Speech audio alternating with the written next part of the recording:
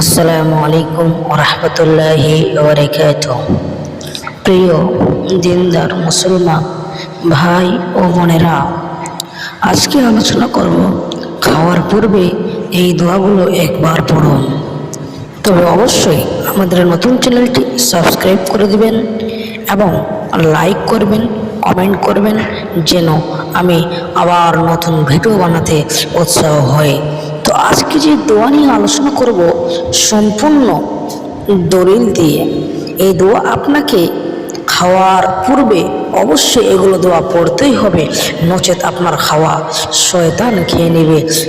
চলুন, তো আমাদের সর্বপ্রথম জানতে হবে কখন কি দোয়া আমরা পাঠ করব, কখন কি দোয়া পড়তে হবে। তো চলুন দেরি না করে শুরু করা যাক। খাওয়ার থালি সামনে এলে এই দোয়াটি অবশ্যই পড়বেন, বিসমিল্লাহি ওয়া বারাকাতিল্লাহি।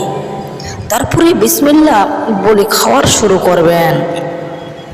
যদি বিসমিল্লাহ বলতে ভুলে যান তো এই দোয়া পড়ুন,